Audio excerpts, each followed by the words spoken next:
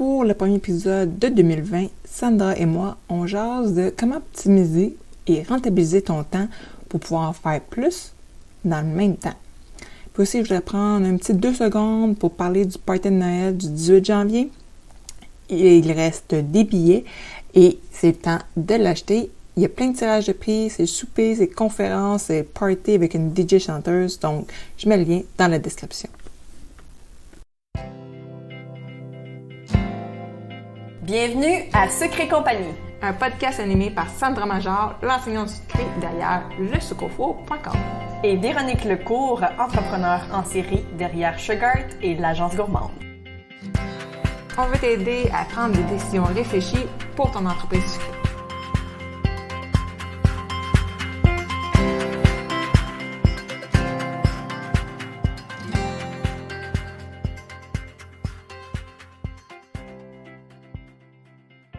Hey, bonne année! Bonne année! Bonne année! Yeah! Premier épisode de 2020. Ouais, après une petite pause, on est fêtes. Puis on a tous besoin d'une pause. De toute façon, tu sais, on est tellement occupés à faire d'autres choses que je me disais qu'on se disait en fait que personne n'écouterait vraiment l'épisode. De toute façon, si jamais vous aviez le temps, ben vous pouvez toujours récupérer le temps qu'il y a. T'sais. Non, c'est ça. Fait qu'à un moment donné, il faut... pour rappeler l'épisode sur la pression. Tu sais, on veut pas, on se met un peu de pression de toujours faire un épisode toutes les semaines. Ouais. Fait qu'on a pris la décision. Donc, on recommence l'année avec... En feu! En feu, avec une des suggestions qu'on avait eues dans le groupe Sucre et compagnie. On va parler de l'optimisation de temps, la rentabilité. C'est sûr que ça fait un peu un lien avec l'épisode sur les prix. Mais dans le fond, c'est pour complémenter cet épisode-là, qui était un des premiers épisodes du podcast. Un populaire aussi, quand même. Oui, c'est dans les premiers qui ont été très populaires. Donc aujourd'hui, c'est ce qu'on va parler. On s'est pris des petites notes pour vous donner des trucs. Oui. Pour bien partir l'année, dans le fond, pour que ce soit une belle année rentable. Oui, parce qu'on dans le fond, on espère en fait que le début janvier, généralement, on se met tout le temps des objectifs, hein, tu sais, puis on essaie de les atteindre durant l'année. On prend des résolutions aussi. Ouais, c'est ça, exactement. Tu sais, fait que je pense d'optimiser son temps, puis de finir par faire plus d'argent, mais pas nécessairement travailler plus.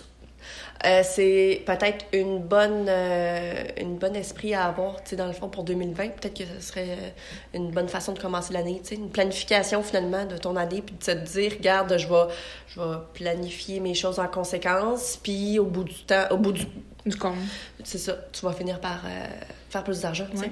Puis, tu sais, justement, on parlait de prix tantôt, puis une des choses pour rentabiliser son temps, ses prix, c'est de calculer à combien revient nos gâteaux. Absolument. Tu as déjà fait un live dans ton groupe à ce propos-là sur les minimums de portions. Oui, parce que je pense que ça, c'est le plus important. On a tendance, dans le domaine, en tout cas, la majorité d'entre nous, on vend par portion. On vend un prix de base par portion, tu sais, juste pour se donner une idée. Puis je pense que c'est pas une mauvaise idée, au contraire, mais je pense que du moment où que les portions sont très petites, ça vaut pas la peine. Puis comme j'expliquais dans mon live, entre 6, 10 et 15 portions, ça va vous prendre à peu près le même temps le faire. Au niveau du coût d'ingrédients, ça va être pas mal similaire, mais vous allez faire tellement moins d'argent avec le 6 puis le 10 portions. Fait que vraiment, 15, ça devrait être le minimum pour le personnaliser. C'est ça, parce que là, on parle vraiment du personnalisé, que tu n'as pas de pignon sur rue. Exactement. Parce qu'on s'entend, c'est un pignon sur rue et que tu as dans ton comptoir des gâteaux prêts à partir, que tu as décoré comme toi, ça te tente. Puis c'est bien parfait comme ça. De base, là, on s'entend, il n'y a pas de figurine 3D dessus, là, tu sais.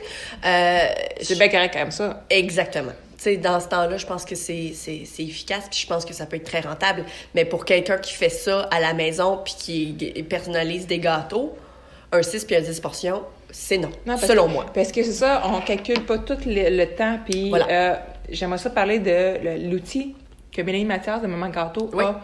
Elle a sorti un outil en 2019 que, justement, tu rentres ton temps, tes coûts d'ingrédients, tu as même des trucs avec les employés. En tout cas, tu as un paquet de coûts qu'on pense pas toujours.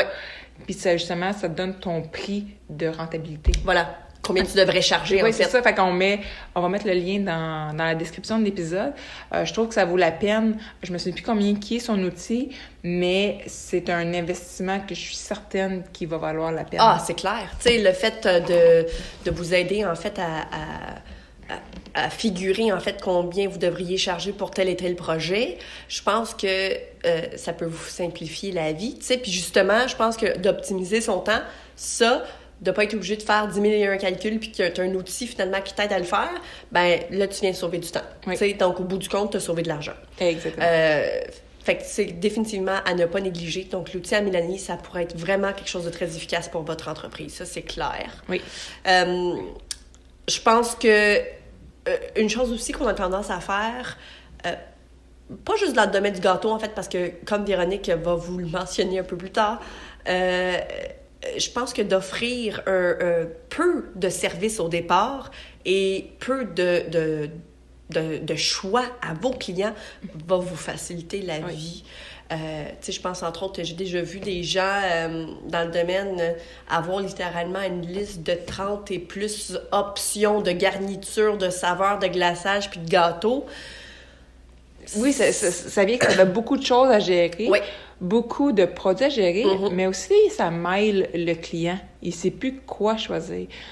Tandis que si tu as, par exemple, là, on vient de passer Noël, fait que je vais te donner un exemple avec Noël. Mettons, si tu faisais des bûches de Noël, puis que tu avais 12 saveurs de bûches, toi, dans ta production, il faut que tu penses à toutes ces saveurs-là, puis ces combinaisons-là, mais ça mêle le client à savoir, quelle saveur je vais prendre. Puis là, il va te poser 14 000 questions sur les saveurs, tandis que si tu as 2-3 sortes, ben, le client va savoir plus où s'enligner.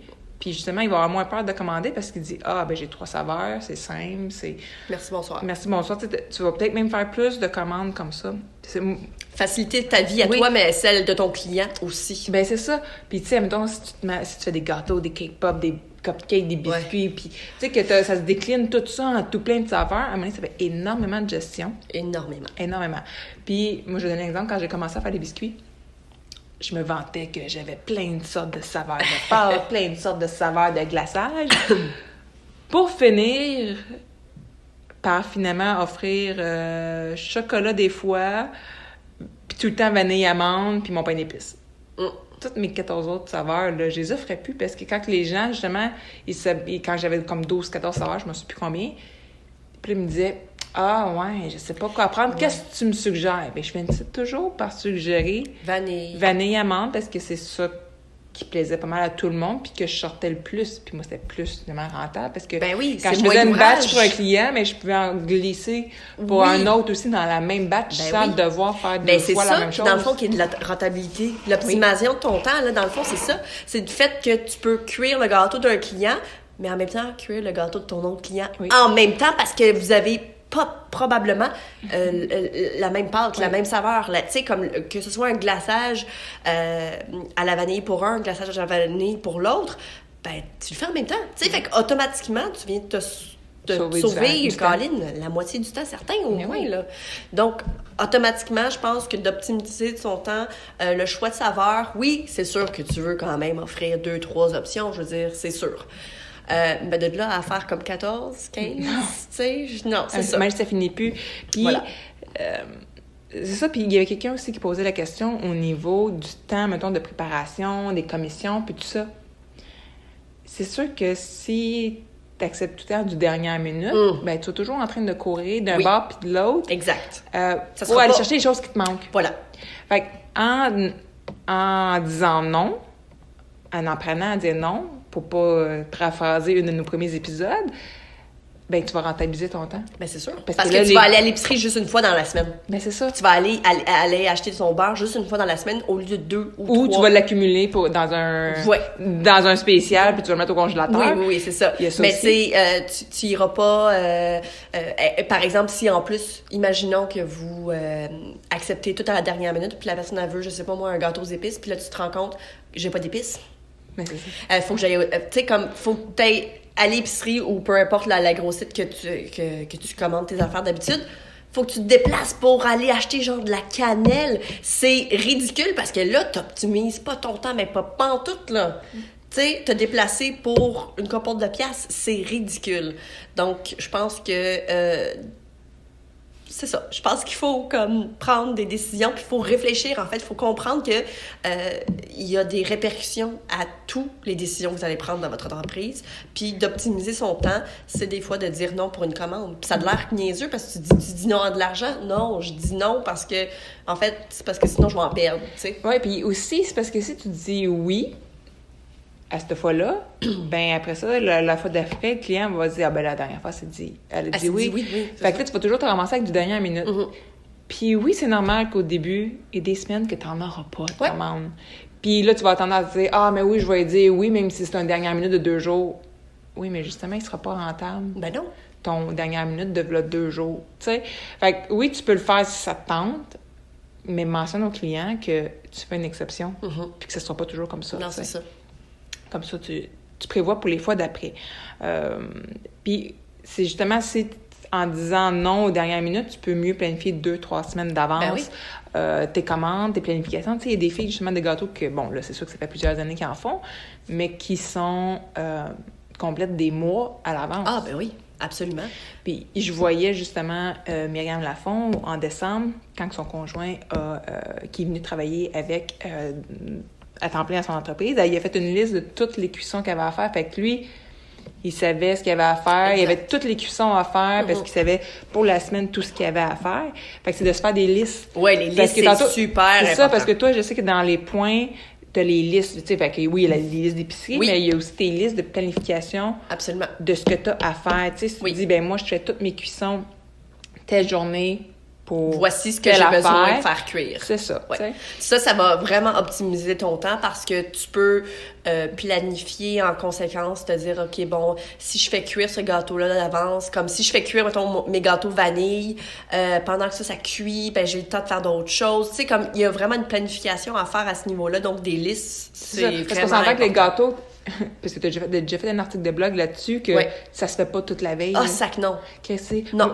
J'ai fait un gâteau pour ma nièce. J'en fais pas souvent des gâteaux, mais j'ai tendu ça sur ma semaine. Ben oui. Mais tu sais, si dans une prod de gâteaux, on s'entend-tu que la fille qui fait 14 gâteaux par semaine, elle les fait pas toutes cuire le jeudi? Ben, c'est clair que non. Fait que, tu fais ta cuisson en début de semaine, puis, tu sais, le gâteau, ça reste frais, là, ben oui. 6 jours. Tu sais? C'est bon, 6 jours. Ouais. Fait que, entre toi puis moi, là, si jamais la majorité des gâteaux sont bons, s'ils sont dus pour le vendredi ou le samedi, ça veut dire que... Tu fais tes cuissons en début de semaine. Le lundi, mardi. Puis, qu'est-ce qui t'empêche des congelés aussi, tes gâteaux? Ah, ben c'est ça. Tu sais? Tu peux bien te faire des batchs. Mettons, si tu dis, ben cette semaine, j'ai juste, mettons, un gâteau au chocolat, mais la semaine prochaine, j'en ai 2. Donc, fais-les cuire en même temps. Emballer comme faut, congèle-les. On s'en fout qu'ils soient congelés, là. Absolument. Ça, c'est justement, tu sais, en ayant une bonne planification puis un horaire vraiment précis, ben tu peux planifier d'avance, justement. Tu peux te dire, ben regarde, la semaine prochaine, justement, j'ai des gâteaux de la même saveur, je vais en profiter pour le faire en même temps. Tu sais, je veux dire, parce que faire une batch de gâteaux au chocolat, tu la doubles, ça prend pas plus de temps, là. Mais c'est ça, c'est le même temps. C'est la même vaisselle. Ben, c'est la même vaisselle. Tu fais la vaisselle juste une fois. Tu sais, comme, c'est ça aussi, tu sais, quand on disait tout calculer, la vaisselle, ça fait partie de votre job. Puis ça, on en avait parlé d'ailleurs dans les prix, parce que c'est tellement important, parce que trop de gens pensent que c'est juste décorer le gâteau ou comme, tu sais, que c'est ça le temps que ça te prend. Non, le temps que ça te prend, c'est beaucoup plus que ça. C'est même d'aller parler avec le client, de prendre sa commande. Tu sais, encore une fois, les listes.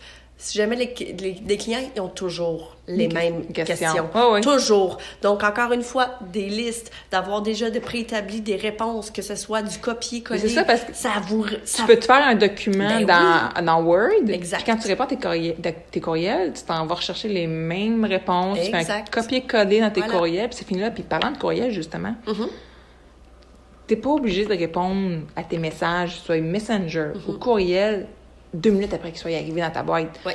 Première chose, d'enlever toutes les notifications sur ton téléphone. Oui. Oh mon Dieu. Première chose à faire. Ah ouais, ça aurait dû être le premier point qu'on aborde. Avec ça, là, t'optimises ton temps. Déjà ça. Oui, absolument. Parce qu'on s'entend-tu que quand tu prends ton téléphone, des fois, tu vas pas juste répondre à un message, des fois, tu te perds sur d'autres choses. Oui. Fait que, tu sais, si tu te dis, ben moi, je commence ma journée le matin à 8 heures, je réponds à mes courriels. Voilà. Puis peut-être que tu vas répondre peut-être à 4 heures de l'après-midi, peu importe c'est quoi ton planning idéal à toi, mais de pas être constamment en train d'aller répondre à des messages, tu sais. De le faire en batch. En batch, faire les choses en batch, c'est super important. Oui. Puis, si tu as peur que ton client soit impatient, mais tu peux avoir un message automatisé aussi que quand il te répond, ben que c'est à telle heure puis telle heure à telle heure puis à telle heure que tu réponds. Tu dis que tu réponds genre le matin et that's it. Je veux dire, ça n'a pas besoin d'être 2 fois par jour. Là. Je veux dire, la majorité des entreprises, c'est comme, même s'ils te répondent pas dans la journée même, c'est comme, ça peut des fois prendre 2 jours. Là, oui, c'est ça. Puis c'est normal pour une entreprise de pas nécessairement répondre à tout bout de champ, tu sais. Fait qu'il faut justement, on se met beaucoup de pression, je pense aussi en tant qu'entrepreneur, à vouloir être parfait puis vouloir être tout le temps disponible pour nos clients. Ben c'est pas toujours le cas. Puis tu sais, je pense qu'on est humain après tout là. Fait que je pense que ça c'est définitivement important. C'est ça, dans le fond, de se créer un horaire puis de le respecter. Exact. Que ce soit, mettons, tu dis justement que tu prends une journée pour la cuisson. Tu sais, d'ouvrir ton agenda, que ce soit électronique ou papier, peu importe, puis de te faire des blocs. That's it, là. Moi, j'ai fait ça quand je faisais des biscuits. Je savais que telle journée, je cuisais. Telle journée, c'était la déco. T'sais. Exact. Tu sais, c'était tout le temps... C'était pas genre, le mardi, je cuis tel batch, le mercredi, je cuis tel batch. Non. Tu fais la journée de cuisson, puis la journée de la cuisson. Exact. Parce que ça va te faciliter la vie. Parce que, tu sais, comme tant qu'à être dans la cuisine, puis faire du ménage, puis faire la vaisselle, aussi bien de la faire toute dans la même journée. Exactement. Ça, c'est clair. Moi, en fait, je faisais la cuisson, puis pendant que ça cuisait, je préparais mon glaçage, pour qu'il y ait le temps de reposer, puis que les bulles sortent. Ben oui. Même tu pourrais colorer aussi. Oui, je colorais en même temps aussi pour que les bulles sortent aussi. Exact. Puis le lendemain, j'étais prête à juste masser puis à décorer. Ben oui, exact. Puis j'avais une autre journée que c'était juste, mettons, l'emballage. Et je préparais aussi mes emballages d'avance. Mettons, moi, vu que j'emballais avec des rubans, folle de même. Quelle perte de temps, mais c'était beau. Ouais. Mais il reste que ces rubans-là, tu peux les faire d'avance. Je les coupais d'avance. Je les mettais dans un sac, j'identifiais c'était quoi la commande. Puis si j'avais besoin de mettre mes petites étiquettes dessus, en fait, j'ai collé tout d'avance sur mes sacs. Je mettais ça dans un emballage avec tous mes rubans, avec le nom du client. Comme ça, la journée que j'étais due, tout était prêt. Ouais. Puis j'avais gagné du temps parce que je l'avais fait en batch parce que j'avais coupé plusieurs sortes de rubans en même temps. Oui. Puis justement, pour mentionner l'article de blog que j'avais, tu sais, je faisais toute la veille. En fait, c'est un article de blog qui s'appelait Je faisais toute la veille. J'ai même pris des habitudes où je préparais des décorations d'avance. Je me créais littéralement des croquis. Puis non seulement ça m'aidait pour le visuel, mais ça m'aidait aussi à savoir, les dimensions de décoration doivent être comment à peu près? Quelle grosseur environ pour avoir le visuel que j'ai planifié? Fait que tout ça finit par faire en sorte que, tu peux faire bien plus que 2-3 gâteaux par semaine. Là. Tu peux finir par en faire bien plus ou des gros projets, tu sais. Fait que c'est là où l'optimisation du temps commence à être importante. Puis c'est là où tu commences à faire de l'argent. Parce que là, dans le fond, ça te prend pas nécessairement plus de temps, c'est juste que tu es plus organisé. Tu sais, puis tu as vraiment une meilleure planification, puis c'est ça. Oui, c'est ça. Puis là, on a parlé beaucoup de la production, puis tout ça, mais tu sais, on a parlé de courriel, mais il y a aussi, veux pas, il y a la gestion, c'est un site web, il y a la gestion des réseaux sociaux. Puis c'est sûr que quand tu commences, t'as pas les moyens de déléguer. Non. Mais il y a quand même des trucs pour que ça devienne moins lourd. T'es pas obligé d'être devant ton ordi pour publier, tu sais. Non. Planifier ses médias sociaux, dans le fond. Oui, c'est ça, tu sais, c'est des planifier, tu t'assis, encore là, dans ton horaire, tu te mets une plage horaire pour dire, bon, je planifie en batch mes publications. Exact. Parce que t'as pas besoin que aussitôt que tu aies fait ton gâteau, que tu sois publié. Mais non. Moi, je m'assisais, puis, mettons, mes photos, je les arrangeais en batch, tu sais, des projets de la semaine. Puis après ça, je les planifiais au fur et à mesure, tu sais. Je regardais quand est-ce que ça fitterait mieux selon, mettons, qu'il y avait un film qui sort, whatever, tu sais. Je vais donner un exemple, mettons, le projet qu'on a fait l'année passée. De cirque. On l'a planifié, bon, c'est sûr que là, c'était un créatif, on l'a planifié en fonction que Dumbo sortait. Exact. Mais mettons, tu as fait un gâteau Frozen, mettons une couple de mois avant. Tu peux le garder en banque. Ou bien tu peux le publier quand tu l'as fait, mais tu peux le recycler. Recycler parce que le monde s'en souviendra pas, là. Fait que, tu sais. Puis l'impact aussi de ta publication sera pas du tout la même, non, là. C'est ça. Fait que, tu sais, c'est de le prendre puis de le mettre dans ta planif pour plus tard. Voilà. Moi, je vais mettre le lien. C'est Publer. il est super facile d'utilisation. Puis justement, ça permet de planifier beaucoup d'avance puis de recycler du contenu facilement. C'est vraiment le fun comment il est fait. Là. Je pense qu'à un moment donné, je vais faire un tutoriel là-dessus parce que c'est vraiment le fun à utiliser. Puis justement, ça permet de gagner du temps. Ben oui, c'est ça. C'est vraiment cool. Fait que dans le fond, avec chaque petit aspect qu'on vient de mentionner, si vous mettez ça en application en 2020, ben au bout du compte, vous allez finir par sauver du temps. Vous allez voir vraiment une différence. C'est ça, parce que c'est des minutes ici et là exact. Que tu accumules, parce qu'en même temps, en planifiant d'avance tes réseaux sociaux, ben ça l'empêche d'aller perdre d'un peu du temps. Puis c'est pas c'est un poids d'enlever sur les épaules. Oui. Tu sais, c'est comme bon, OK, là j'ai 2 semaines de planifier pour Instagram. Oui. Ça fait du bien de savoir que non seulement tu vas pas tu vas être là. Tu vas être là, puis tu sais, on va pas se le cacher. Une constance. Exact. Puis tu sais, on va pas se le cacher là. Les réseaux sociaux, c'est super important là, tu sais, faut être là, il faut être public, faut avoir une constance. Exact. Fait que tu sais, juste le fait de dire que tu vas te prendre un petit 20, une demi-heure peut-être pour planifier tes affaires, ben au bout du compte, tu vas finir par sauver du temps parce qu'à chaque jour, t'asseoir devant ton ordinateur. Puis chercher comme... Exact. Qu'est-ce que je vais mettre aujourd'hui? C'est ça, parce qu'un coup que t'es dedans, c'est pas pareil. Comme, l'énergie est différente. Oui. Plus que tu en fais, justement, au fil des semaines, plus que tu en fais, plus que tu es inspiré à dire, OK, qu'est-ce que je vais mettre? La semaine prochaine, je pourrais mettre telle affaire. Ouais, c'est ça.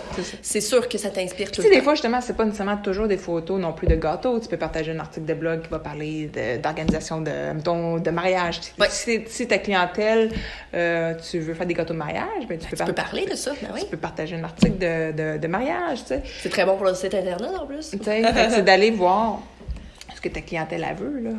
Exact. Parce qu'à un moment donné, tu te dis, je fais pas assez de gâteaux pour avoir assez de contenu à publier. Mais ça peut être complètement autre chose aussi. Tu peux repartager d'autres contenus. Exact. En faisant de la recherche une fois, ça fait la différence. Oui, moi aussi, je pense. Fait que dans le fond, pour résumer, grosso modo, c'est en 2020, prenez votre agenda. Ouais. Prenez du temps pour t'organiser. L'organisation par bloc. Oui. Vraiment, oui, c'est ça. Quand tu as faire quelque chose, fais-les comme il faut, puis fais-les complètement. Une plage horaire à tes réseaux sociaux, une plage horaire pour tes courriels, une plage horaire pour tes commissions, une plage horaire pour tes cuissons. Tu sais, de vraiment segmenter tes choses. Voilà. Puis tu sais, si jamais vous avez besoin d'aide pour peut-être connaître l'horaire que moi je m'étais faite à l'époque où j'avais des commandes de gâteaux, il y a l'article de blog qu'on pourrait mettre dans les commentaires. Pas dans les commentaires, mais dans la description, voilà. Ouais. OK. Puis c'est ça, tu sais, fait que au moins j'explique un peu d'avance. Je parle vraiment de ma semaine, là. C'est comme chaque jour. Bon, lundi, je fais telle chose. Mardi, je fais telle affaire. Tu sais, fait qu'au moins, ça peut vous donner une idée. Vous n'êtes pas obligé de copier exactement comme moi je faisais, mais tu sais, juste de vous en inspirer, ça, c'est clair. Puis, ouais, c'est ça. Puis, pour ce qui est du calcul de combien on devrait charger pour les gâteaux... On va mettre le lien aussi pour l'outil à Mélanie. Oui. Autre chose aussi qu'on n'a pas parlé, mais vous devriez avoir tout le temps des minimums pour vos commandes. Oui. Vous devriez toujours charger un minimum, d'avoir une idée déjà de base que, tu sais, justement, avec l'outil de Mélanie, probablement que vous allez voir un certain coût. Un coût minimum là, qui vous est donné, c'est ça, qui est rentable, en fait, au bout du compte. Fait que peut-être de vous fier à ça pour dire, OK, regarde, je fais pas une commande à 60$ parce que un gâteau personnalisé, il faut que ça soit plus cher que ça, tu sais. Fait que, tu sais, juste de vous donner une idée de base. Puis, tu sais, quand vous avez vos prix par portion ou vous avez un prix pour un gâteau, délogez pas, là. Non, c'est ça. Tu sais, faites-vous confiance. Tu sais, vous valez quand même une certaine... Vous avez une valeur, là, votre temps a une valeur. Ouais, fait que le mot pour 2020, faites-vous confiance, puis on va vous souhaiter une année rentable. Yes, une année rentable, une année remplie de beaux projets. Fait que à la semaine prochaine. Ciao! Si tu as aimé le sujet de ce podcast, viens nous rejoindre dans le groupe sur Facebook Sucre et compagnie pour que tu puisses continuer la discussion avec notre communauté. Si tu nous écoutes sur l'application de Apple Podcast, j'aimerais t'inviter à laisser un review et un 5 étoiles, parce que comme ça va nous permettre de nous faire découvrir aux gens qui ne nous connaissent pas, puis ça pourrait les aider dans leur business aussi. On t'invite aussi à faire un screenshot de l'épisode que tu écoutes en ce moment, de sorte que tu puisses ensuite le partager sur Instagram. Tu peux me taguer moi avec Le Sucre au Four et Véronique avec Agence Gourmande. Comme ça, on va pouvoir te repartager dans nos stories pour que tu puisses te faire découvrir par notre communauté.